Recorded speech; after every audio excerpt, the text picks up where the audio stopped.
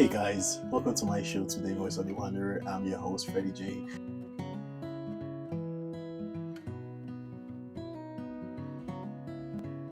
And with me today is going to be the awesome and beautiful Annika Smylie. We're going to be talking about how she used her eating disorder and fitness to better her life today. So she struggled in the past with eating disorder, and I know we have a lot of people out there who struggle with the same. And I'm glad and I'm privileged to be having to discuss this topic today. And I hope you guys learned something from it, and I hope it helps someone out there. Thank you. Well. Tell us. But I've been with the Guard since 2019 when I enlisted. I've actually loved my time. All right, guys, welcome to my show today. I'm your host, as usual, Freddie J, and welcome to my show, Voice of the Wanderer. And with me today, I have the beautiful, ravishing Annika Smylie. It's good to have you here today. Thank you. It's good to be here. Okay, and today we're going to be talking much about fitness. I know it's something that you've done all your life. I mean, look at her; she's fit. So that's what we're going to be talking about today, and I'm excited. Me I'm excited to too. learn from you and stuff like that. So first of all, though, will you be able to? It would be nice if you could introduce yourself. Yeah. We want to know Annika Smylie. I know it's easy to tell everyone your name, but we want to know the Smylie or the Annika. I like to call her Smylie. So Yeah. the Annika that people don't know. Like a deep dive into your life, like where you were born, Okay.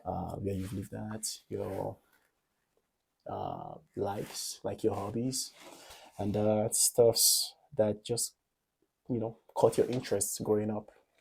Okay. So I was born in Vallejo, California. My mom's sister is actually my birth mom because my mom couldn't have kids. So I'm a test tube baby because my dad is my biological father, and then my aunt decided to have the kid for my mom. So yeah, that's where she lived. That's where I was born. Wait, back up. Yes. Okay. That's I'm confused. Okay. Okay.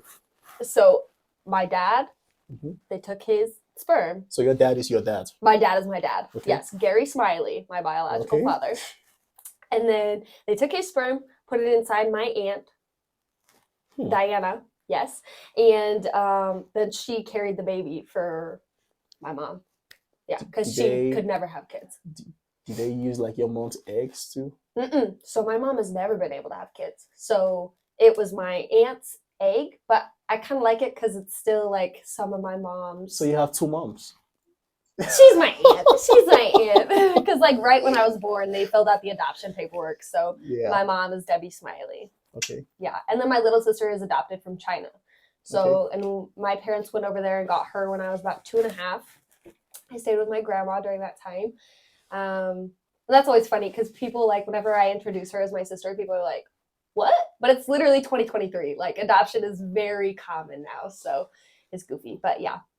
I grew up dancing competitively all my life in Idaho Falls, Idaho. And grew up there. And then when I was a junior in high school, right before I became a senior, I met this guy. We'll call him... We'll give him a name now? Yeah, I don't want to say his real name. Okay. We'll just call him... Donkey Donk. Okay, we'll call him Donkey Donk, yes. Okay. So I met him. Not a very nice guy, but I wound up moving to Rhode Island for him. So then I lived in Rhode Island for a year. Portsmouth. That's sweet. I know. I've always been a bit of a hopeless romantic. Always. Okay. But yeah, so I lived in Portsmouth, Rhode Island, and then I lived in Newport, Rhode Island. And I was working at Starbucks. I was teaching at a couple of different dance studios, and I was also competing with dance still. So... that was really cool. I actually got to perform in Times Square with the company that I was at. So that was really, really cool. That's Times Square in New York City? Yeah, so that was pretty sweet. After a year of living in Rhode Island, I broke up with that asshole and then moved in with this girl and her family in Massachusetts. So I lived in Swansea, Massachusetts, which is about an hour from Boston. So that was really cool because I went to so many just underground cheap concerts and took a million dance classes out there, and it was incredible. I was actually in the music video too, which was really fun. You're in a music video? I was, You yeah. gotta send me a link, I will. I was tan as hell and bleach blonde hair, little bob, so I looked a lot different. But what kind of dance did you do? I did everything. So the music video was like hip hop, but I did jazz, ballet, So contemporary. dance. Not break dance. I can tumble though, so I can do like flips and shit. Like calisthenics and all that. Yeah, stuff. Absolutely. Pistol squat. Yeah, on my right leg, not my left leg, but that's good to know. Yes, absolutely. We're working on the left, but yeah. So I did that. That was awesome. But then I just felt like I wasn't really going anywhere in life. I didn't really feel like I had a purpose. You know, I was gonna go on tour as a backup dancer, but we were doing the practices, and the other girls I was with, they were talking about how this was always their dream, and they were fulfilling, you know, their wishes by doing it, and I just didn't really feel anything, and I was kind of starting to slip into like a really bad depression again, and I actually almost got on antidepressants because I was just doing really bad. And then I flew out to San Diego to meet my family for a vacation, and I confided in my parents about everything that was going on. I also was dealing with really, really bad body image issues and disordered eating. Are you like overweight or something? I wasn't ever overweight, really. I mean, okay, wait. In high school, when I first started working at Starbucks, I got a little overweight. Everyone was overweight in high school, trust me. Too many snacks. I've always had a huge sweet tooth, so all of the broken, you know, lemon loaves and cake pops and shit, I ate all of it. So, yeah, anyway, so I was dealing with a lot of disordered eating. I had a binge eating disorder for like years and years and years, which I attribute to dance mainly. Are you diagnosed? Because I know, like, what do you call those people who have like eating disorder? There's a word you use. I mean, there's different eating disorders. So there's like anorexia, bulimia. Yeah. I had binge eating disorder. So that's like the lower one. It's not that bad.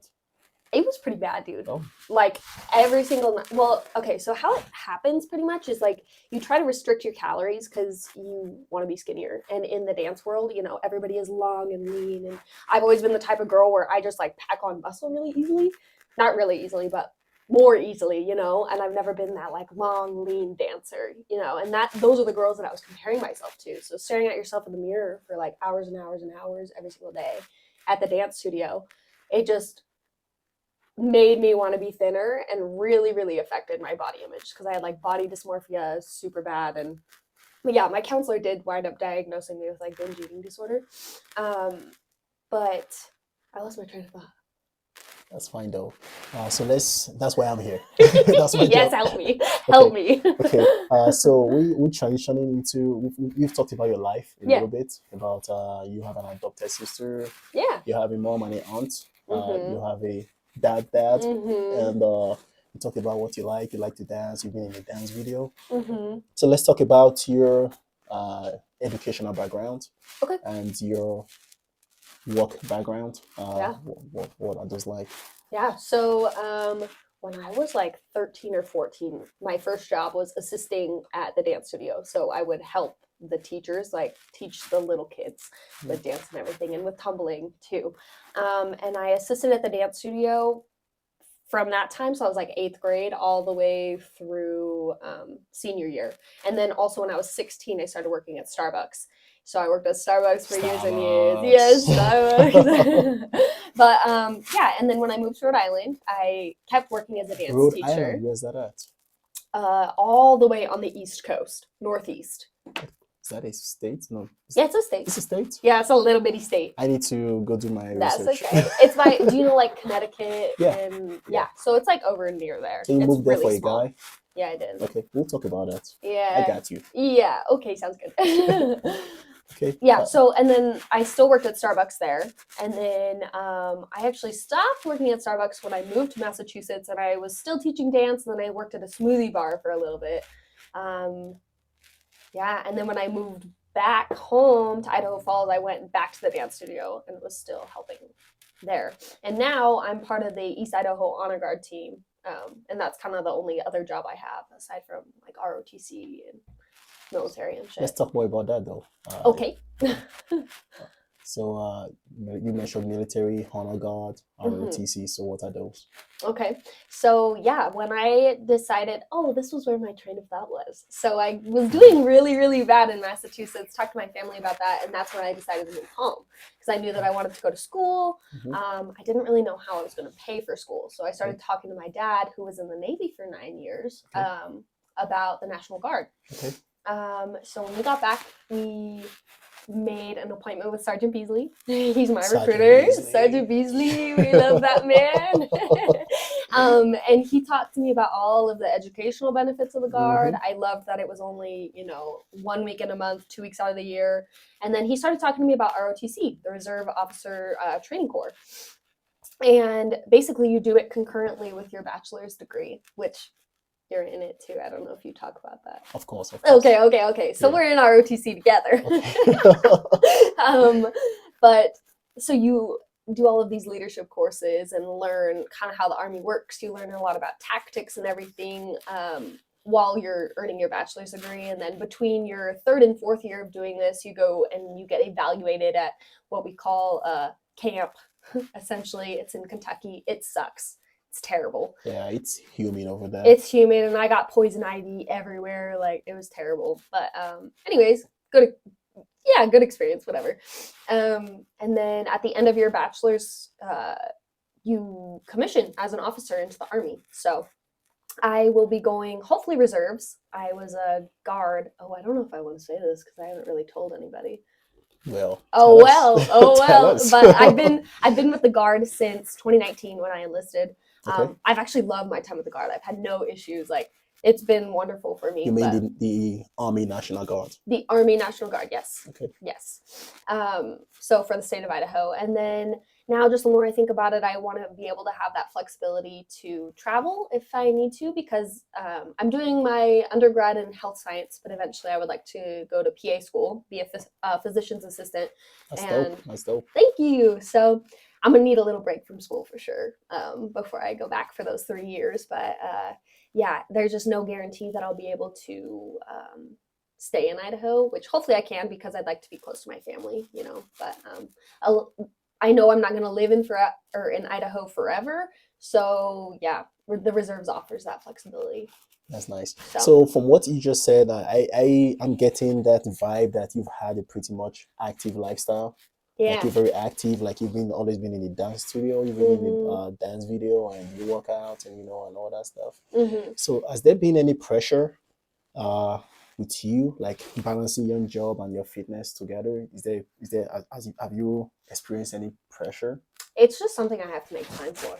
Like, I used to go to the gym, let's see, back in 2018 when I started going to the gym, I was still dancing, but I didn't have like a super serious job. I mean, I was at the dance studios teaching, and I was working at the smoothie shop, but I had like a lot of free time, so I could go to the gym for like 2-3 hours. And back then I didn't really know what I was doing. I would do a ton of cardio and just a ton of light weights for 1,000,000 reps and just do way too many exercises. But so I came from that, and then I started training at night, kind of when I was beginning with college. That was just the time that worked best for me because I would sleep in a lot, and then I would have classes in the afternoon, used to do homework, and then it was kind of like I went to the gym when I had time, and that was usually at night. But now it's something that I actually have to like prioritize and make time for, so I finally forced myself to become a morning person, and usually I wind up going to the gym but somewhere between like 6:30 to 7:30,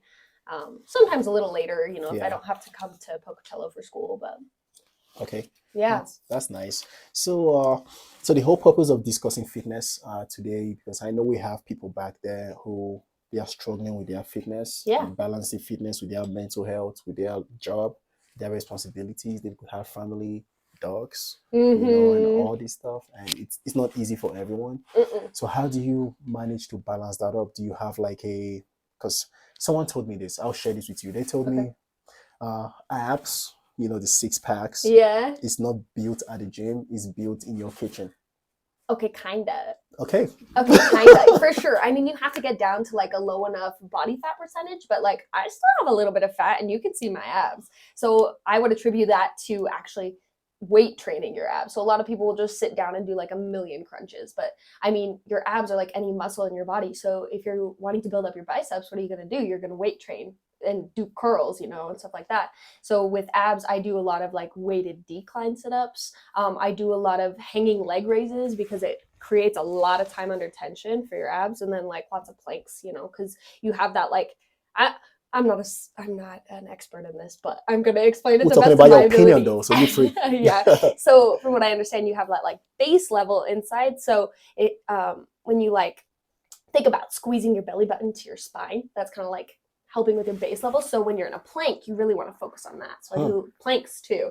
And then yeah, you're training those like the packs essentially when you're doing like the weighted exercises. Okay. So in your opinion, you feel you get more results when you weight train your abs than Absolutely. when you eat clean and focus on your dieting and all that stuff? I mean, I would still eat decently well, you know. There's no food that I don't eat. Like I can't really diet because of my background with like disordered eating and stuff. It kind of just messes with my brain. So there's nothing that I won't allow myself to have, but I mean, it's all in moderation, you know what I mean? So like last night I had a couple pieces of chocolate, but like for dinner, what time? Probably like 4 p.m. It was a little snack, you know. I felt like eating chocolate, so I had some chocolate. That's but then, yeah. But then for dinner, you know, we had salmon and some nice raviolis and a salad. I mean, it's all about balance, you know what I mean? Moderation. Exactly. But there was a time when I would try to tell myself not to eat the chocolate all day long. And then nighttime would hit and I'd be starving because I just restricted all day. And then my body just kind of took over and would want me to eat everything because I didn't have enough calories for the amount of calories I burned. Yeah. So then I would eat like the whole fucking pack of chocolate or a whole fucking thing of Oreos, you know? Hell yeah. A whole bag of chips, you know, if I'm in a salty mood. But so, I mean, there's really no foods that I won't eat. Yeah. So I know we have like vegetarians, vegans, we have the pescatarians, and what category do you fall into, or do you eat everything? Okay, so when I was in high school, I started out as vegetarian because I saw the little bunnies at the fair and I was like, that's fucked up. I don't want to eat them because they were like for people to bring home to eat. And then I started thinking like, wow, you know, I think it's messed up to, you know, that it's seen as wrong to eat a bunny, but like not wrong to eat a pig. So then I went vegetarian and then I went vegan for a while, which... Wait, back up. People ate bunnies in your high school? Yeah. This is Idaho. I mean, where I grew up, we eat rabbits. Yeah. We don't eat rats. I don't think I ever saw a bunny growing up. It was at the fair. They were literally for people to purchase to eat. Did you try it? Sounds yummy. Bro, no. No. But then after some time I went vegan, but that was like I said it was for, you know, environmental reasons and for because I didn't want to eat animals, which that part is correct, but honestly it was just like a way for me to have a little bit more control over my disordered eating. You know, it was giving me foods that I could no longer eat, dairy, stuff like that. So I did that for a long time, and then when I decided to move home in 2019 after I lived in Massachusetts, I was like, okay, I'm gonna become pescatarian, so I'll just eat fish and eggs and stuff like that. Because I at that point I was actually pretty like malnourished. Like I was having a hard time keeping muscle on my body because I just didn't know much about nutrition. I didn't know how much protein I needed to eat. So for those of you that are confused about protein that you need to eat, if you go for 1 gram of protein for every pound of your body weight, so I weigh about 130, I try to eat somewhere between like 120 to 140 grams of protein a day. That's considered like high protein for me. And I was probably eating like maybe 20 grams of protein a day back then. Too low. So yeah, so I decided to reintroduce fish and eggs back into my diet. And then pretty soon I was eating kind of everything. And I went to basic training shortly after that. And you don't really get a say over what you eat, you know. I was eating, you get what you get. You get what you get unless you want to fucking starve. So yeah. And then after a while, I just felt like I wasn't feeling very well. And I just wasn't really liking me. And I mean, there's still that portion of me that's like, ugh, I want to not eat the animals, but you're the number one animal that you have to take care of. So for the reason that I wasn't feeling very well, I decided to go back to kind of just like eating fish. And, so yeah, now I'm mostly pescatarian. So I mostly just eat fish. I'll eat red meat every now and then, usually like around my period if I start to like crave steak? it. Yeah, like steak or like beef, because I figure that's probably my body wanting some iron or something like that. So, but I still don't really eat like chicken or pork or But you anything eat like that. beans. You eat beans, right? Yeah, and How eggs. do you make your beans though? My beans? Yeah, do you You, make beans or do you just buy yeah, the canned stuff? yeah, and rinse it off. It always comes with like lots of stuff on it. Like I don't remember what it's called, but the like I've never had the it though. gooey stuff, I'm curious. like black beans and stuff. Yeah, Yeah. but I prefer refried beans. Those are my favorite. What's that? They're like when you go to a Mexican restaurant and they have the Yeah. little bowl of like light brown beans and Yeah. salsa. Oh. That's refried beans. Is that like homemade? That beans? Usually, I'll get it in a can because I'm lazy. I don't really cook very much. I go to my mom's a lot. She feeds me. She goes to her mama. Yeah, I go to my mama. We all need a mom, I guess. Yes, exactly. Okay, so at the gym, let's go. We'll talk about like the nutrition. Let's Yeah. go do a deep dive into the gym. Okay. So what's a day looking like for Annika? Like when you wake up in the morning, like what's your schedule like?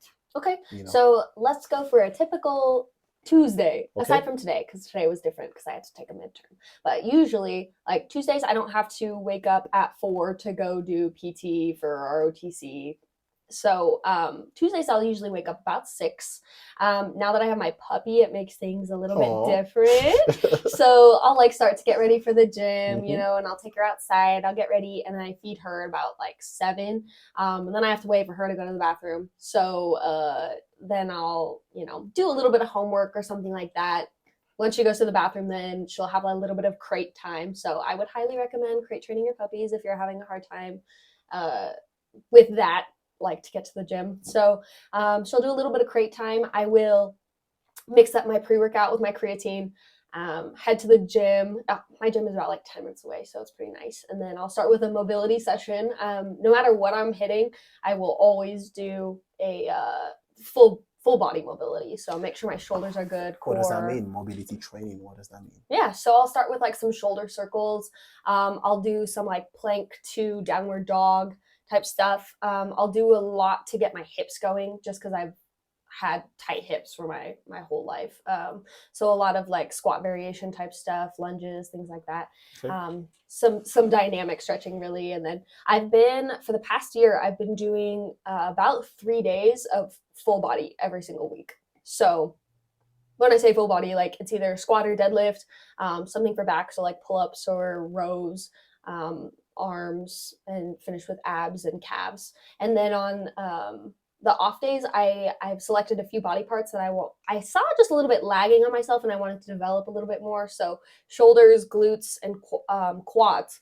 So like Tuesday, Thursday, and Saturday will usually be my 3 full body days, and then like Monday, Wednesday, and Friday, I will do those body parts. So like Monday will be glutes, and then Wednesday will be quads, and then Friday will be shoulders. How many days in a week do you work out? Usually 6. 6 days? Yeah. So you have one day off? Yeah, generally. Like Sunday? Generally. And if I'm feeling a little bit overtrained, I'll, scale back the volume and everything and go a little bit lighter. Or, if I really need a day off, I'll just go to the gym and either like walk and stretch. Even on your day off? Yeah. To keep the routine. Because I find that best for myself. Like for my mental health, going to the gym is actually like one of the best things for me.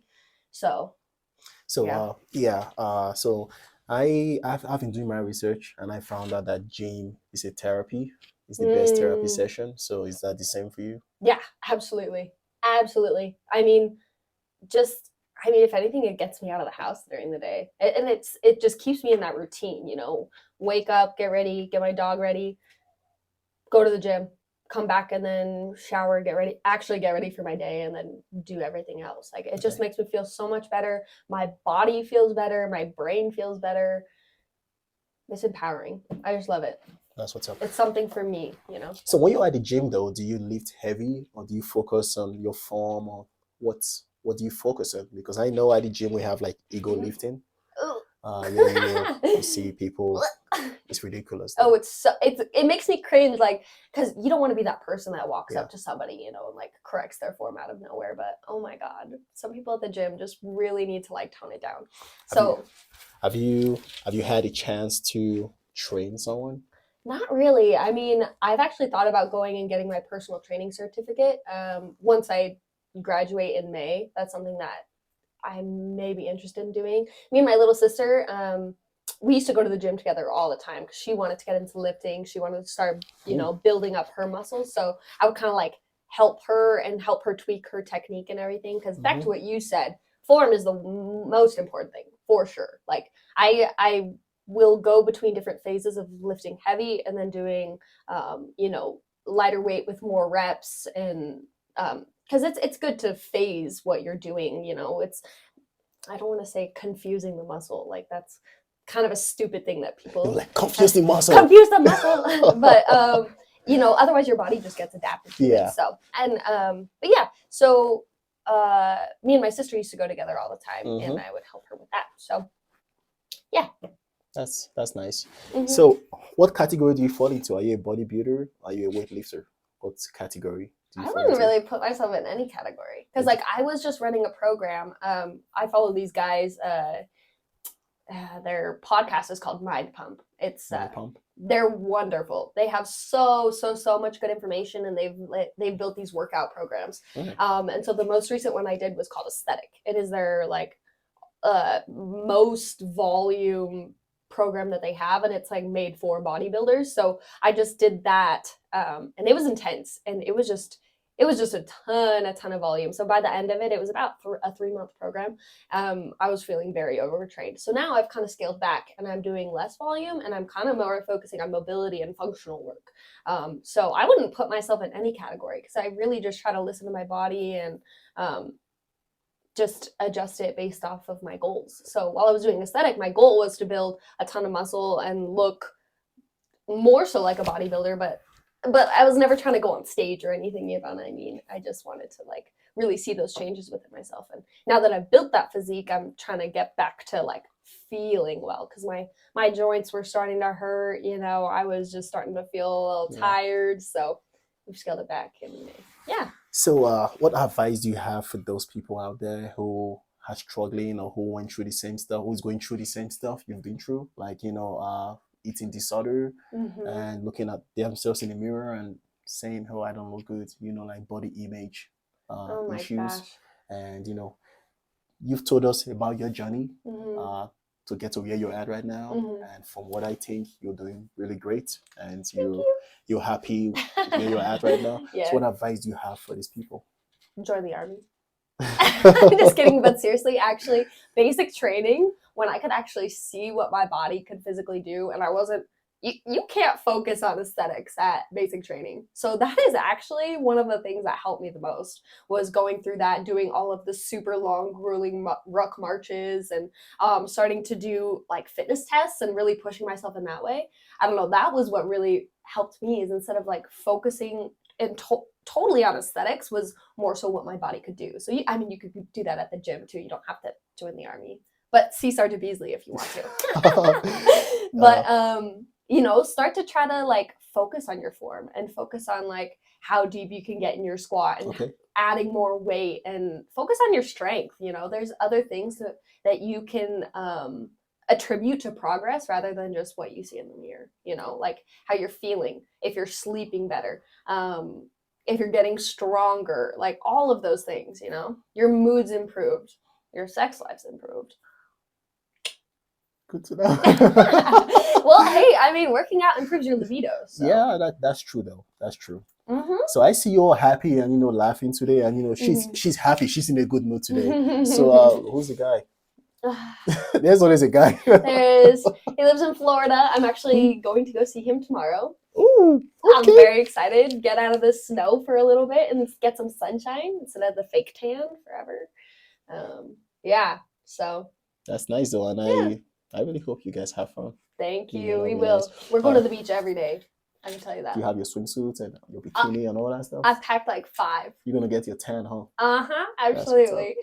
You guys didn't take me. How rude. I know. I could fit into your luggage or something. My luggage is huge. You absolutely could. How many days? Dude, it's like, so I'm gonna be gone for a week, but I have 1 full day of travel. I'll be there for like 5 full days, and then like another full day of travel. Are you gonna be working out while you're there? Yeah, absolutely. Like he goes to the gym 6 days a week too. Okay. He does a different split though. So I'm eventually going to switch to that and just see how it goes for me. But he does push-pull legs. So, chest, tries, shoulders, back and buys, and then legs. Okay. So that's nice. yeah. Anyways, thank you very much for being on my podcast today, and Absolutely. I'm pretty sure I learned a lot from you today, and everyone out there learned something from you today. Oh, sweet. And so thank you very much, and hopefully we see you in the future on more fun episodes. And Yeah. I had fun. Me too. That's what's up. Anyways, so hell yeah. Yeah. Thanks, Freddie.